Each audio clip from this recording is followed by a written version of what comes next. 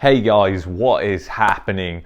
What a morning we've had this morning. Inflation data came out for October that was nearly 1%. Inflation nearly rose 1% in the US. Canada is up next week, I think. And that is just absolutely nuts. Today we are talking about the health of the economy, how you're being lied to. You're being lied to about everything. Way back on this channel, I said inflation was going to be around 5% for the year in Canada. Now the Bank of Canada came out on TV in Canada saying that it's likely to be around 5% or exceed it. How did the central bank get it so wrong and I got it so right? I'm not a Harvard-schooled economist after all, and they are meant to be the brains of our central bank. Without further ado, let's do this.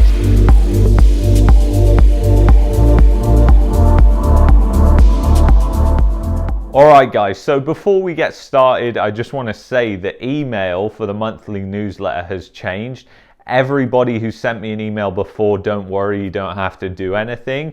But if you want to sign up to my free monthly newsletter, just email me traderls2021@gmail.com. So guys, today we're diving into the economy and mainly the reasons why you're being lied to. The recovery has not took place. Interest rates are going to rise next year and the economy is going to be heading into a recession at the same time, and people are going to feel a serious bite out of what is coming down the pipe, and that's if things don't get really gnarly before then. With the amount of inflation that's now hitting the headlines, the cat is out the bag.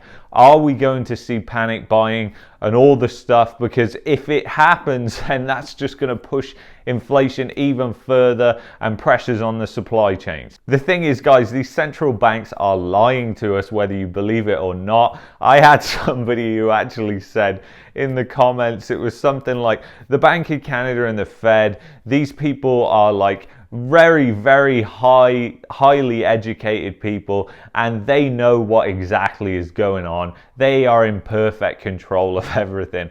And I just thought, my gosh, do you work for CBC? I don't know, guys. I just find it mind-boggling that people don't look at the economy around them. I think a lot of people are scared who own homes. They're scared that the values are going to drop. And a lot of people are scared who also have their whole retirement in the stock market, because that is at high risk as well. It's not only real estate, it's the stock market that has large downside risk right now. So anyway, guys, today we're gonna look at some of the unemployment statistics. And by statistics, we're gonna look at the employment insurance claims. So unemployment rates are largely a very poor way of measuring employment and measuring how many people are actually unemployed. With these graphs, you're going to see that it is still at massively high levels, the amount of people who are on government benefits right now. And you're going to see through these charts that people are still massively in unemployment across the country. You're being lied to. The economy hasn't completely recovered. I don't know what is going on with the media, how they can even spout this. But anyway, let's dig into the data, guys. Okay, so first chart we're looking at here is Alberta. The reason I want to bring this up with you guys is because if you look at this chart here, Alberta obviously went through major economic pain in 2016 due to the oil crash. So you can see jobless claims soared during that time. They actually went even above 2008, and that had a worse effect on housing prices than 2008 did. Housing prices slid 30+% in Calgary during that 2016 crash. Now I want to take a look at 2020. Look at 2020 and 2021. We are still at massive numbers of people who are on employment insurance. I mean, this is just not good, guys. The economy, that does not look like an economy that is recovered. I don't know how people are believing this Kool-Aid with everything that's going on. And now I'm going to put up on your screen the analysis. The analysis is important because it explains why there's that dip at the start of 2020. And you can see there I've highlighted the number of regular EI beneficiaries increased in March and April 2020 as those with active claims remained in the EI program. It then declined sharply beginning in May as all the new claims were redirected to CERB. The large spike in October 2020 is due to the transition from CERB to EI. So just bear that in mind for the other charts. You'll see that same dip, and that's what that's all about. So you can basically just rule that out. They even explain it for us, guys. Okay, so moving on now, we're going to look at BC, British Columbia, because British Columbia has supposedly really low unemployment and the economy is booming, and that's what we're led to believe anyway.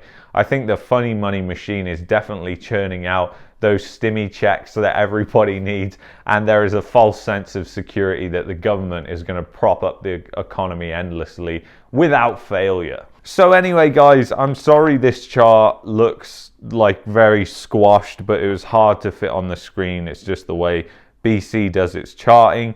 But you can see exactly the same trend there. And the chart only went back to 2010, but 2010 was really the peak of unemployment after 2008. And as you can see, it is way higher than 2010 or any point in the past. So unemployment still extremely high.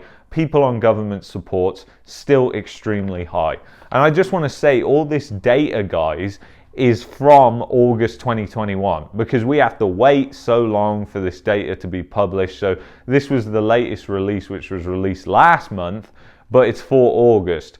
So we're always very far behind. So you can't really use these as indicators of what's going on right now. But obviously we can see the economy is not recovering in the way that we are being told and misled by the central planners. All right, guys, moving on to Toronto. Now, Ontario, I couldn't even find a chart for Ontario, so I had to just go with Toronto as the biggest city in Ontario. It has very high unemployment, and obviously home prices have spiked upwards of 30% in Toronto. So let's take a look at Toronto's chart.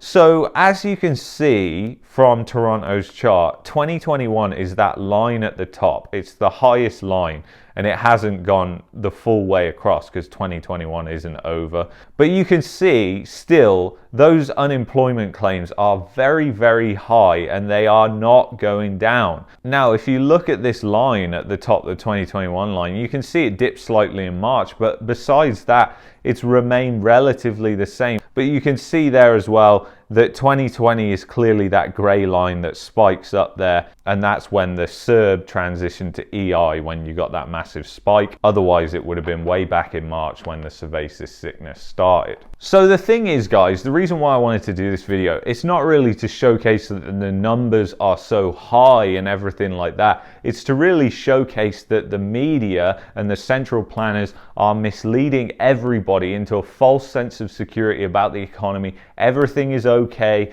Shove all your savings into stocks and also go out and buy tons of real estate. Everything's going to be good. All whilst the economy is slowing down, inflation is going up, you've got stagflationary pressures, and real wage growth adjusted for inflation is negative.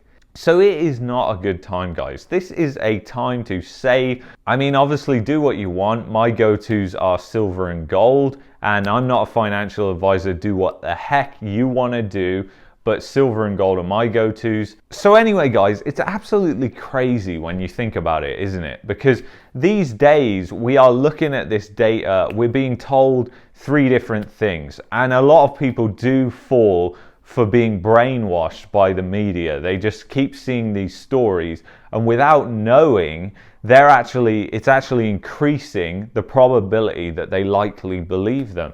The thing is, we have to actually just really look at the data and make our own analysis, and it's very difficult, especially with government data, as I've said in previous videos, because it is all massaged, it's manipulated, and it's not good. So anyway, guys, I hope you enjoyed this video. If you want to sign up to my free newsletter, the email is in the description and the pinned comment. You can also follow me on Instagram at Market Mania Canada. All I do is post inspirational and motivational quotes on there. It's nothing like this, so if you're interested in that sort of stuff, then please follow me on there. If you like this video, please smash that like button so it gets out to people. If you don't like this video, hit that dislike button so I know that you are part of the brigade that believes that this is not inflation and the central planners are getting everything right and we have nothing to worry about. So anyway, guys, I thank you so much for watching and I will see you in the next video. As always, peace and love. Take care. Bye-bye.